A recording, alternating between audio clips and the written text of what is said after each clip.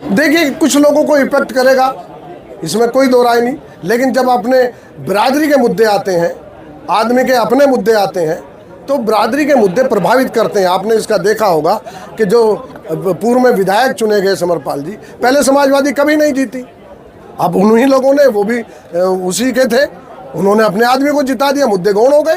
तो आपके साथ कौन सा दूसरा वोट बैंक जुड़ेगा, किससे आप उम्मीद करते हैं? मैं मदन चौहान हूँ, जहाँ से मैं पहले जीता हूँ, 3 बार बराबर विधायक रहा हूँ, वहाँ पे बहुत कम चौहान है, यहाँ से 1/4 है, लेकिन मदन चौहान को सब बिरादरियाँ वोट करती हैं, क्योंकि मैं हर बिरादरी में मिला रहता हूँ, कहीं भी ऐसा नहीं लगता आदमी को ये हमारा नहीं है, क्योंकि मैं अंदर से अच्छी मानसिकता से काम करता हूँ, कार्यशैली मेरी बिल्कुल अलग है। यहाँ से पहले चेतन चौहान जी भी सांसद रहे हैं। हाँ जी, हाँ जी, और उनकी पत्नी भी विधायक रही हैं। चौहानों का तो यहाँ वर्चस्व है पहले से। नहीं, तो तीसरा चौहान ने किस तरीके से अपनी जमीन बनाएगा? चेतन चौहान थे बेचारे, आकस्मिक गुजर गए।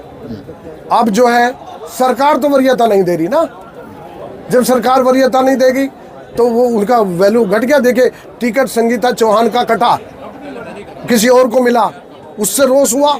तो आप मुख्यमंत्री योगी आदित्यनाथ, जो खुद क्षत्रिय समाज से आते हैं, उनके ऊपर आप ये आरोप लगा रहे हैं कि नहीं, हम आरोप नहीं लगा रहे, नहीं दे रहे। हम आरोप नहीं लगा रहे, हम सिस्टम पे आरोप लगा रहे हैं, हम सिस्टम पे आरोप लगा रहे हैं। हमारा भी टिकट कटते रहे, क्यों कटे? क्योंकि हमारा कोई मजबूत वर्चस्व नहीं था। चौहानों का वर्चस्व दिखाई नहीं देता उनको, वो सोचते हैं ये तो हिंदुत्व के नाम पे वोट देंगे ही देंगे, तो वो बेचारे चले जाते हैं। हिंदुत्व की आप किस पार्टी से दावेदारी आप करेंगे? मेरी अब तो मैं कुछ नहीं कह पाऊंगा आपसे, मैं तो अभी यहाँ अपना सामाजिक रिहर्सल में हूँ। आपने अभी हिंदुत्व की बात की, क्या आप मानते हैं कि इस वक्त मैं भी हिंदू हूँ? पहले हिंदुत्व हावी है क्या राजनीति के ऊपर? क्या समीकरण बदले हैं हिंदुत्व की तरफ जाकर? नहीं, हावी है, लेकिन कुछ जब लोग अपने समाज में और मुद्दों पे जाते हैं तो वो समीकरण वहाँ कभी कभी गौण हो जाते हैं, लेकिन प्रभाव तो थोड़ा सा आया है, दूसरों में भी आया है। जो सेकुलर सिस्टम है और जो हिंदुत्व सिस्टम है, दोनों में एक दूसरे का खिंचाव हुआ है और बढ़ा है दोनों में। आज आप यहाँ आए हैं, मदन चौहान आए हैं जी, तो जो लोग यहाँ पे दावेदारी कर रहे थे, जरूर हलचल मचेगी, तो आप क्या संदेश देना चाहते हैं कि किसका टिकट आप काटेंगे और कहाँ आप जाएंगे? मैं ना किसी का काटने आया ना लेने आया, ये तो समय बताता है कि कौन कहाँ रहा। मैंने आपको बताया कि कमर्शियल भी जुड़ा है राजनीति में, और जो कमर्शियल में मजबूत है वो इस समाज में भी और आपके राजनीति में भी मजबूत है। लोकसभा चुनाव लड़ेंगे तो किस पार्टी से लड़ेंगे? अब ये तो पता ही नहीं, अभी मुझे भी नहीं पता। लड़ेंगे ये तो तय है। नहीं, ये भी तय नहीं, मैं तो समाज में आया हूँ। किसान फिर दिल्ली कूच कर रहे हैं। जी जी। तो समाज ने क्या तय किया? क्या लगता है, क्या होने जा रहा है समाज ने? तो आज आपका समाज ने पगड़ी बांधी है, तलवार भेंट की है और नेता माना है, तो मैं तो उसी हिसाब से उनके अनुसार काम करूंगा। जहाँ तक किसानों का तो शोषण शुरू से हुआ है। किसानों की परिभाषा, कितना भी किसान मेहनत कर ले वो कभी इस देश का रईस नहीं बन सकता, इसलिए उसको जरूरत है उसको और मजबूत करने की। क्या किसान लोग? उत्तर प्रदेश के अमरोहा में आज चौहानों ने अपनी ताकत का एहसास करा दिया और इन चौहानों को इकट्ठा किया था 3 बार के विधायक गढ़ और पूर्व मंत्री समाजवादी पार्टी मदन चौहान ने। मदन चौहान आज अपनी जाति, अपनी कौम के लिए हक मांग रहे थे, सरकार को याद दिला रहे थे कि अगर चौहानों को नज़रअंदाज किया गया तो शायद सरकारों को ये बहुत भारी पड़ने वाला है। उन्होंने अमरोहा की ज़मीन पर लाखों चौहानों को इकट्ठा करके ये संदेश सरकार को देने की कोशिश की कि हमको भी सियासत में हिस्सेदारी चाहिए। चेतन चौहान के बारे में उन्होंने बात की, उनकी पत्नी संगीता चौहान के बारे में उन्होंने बात की।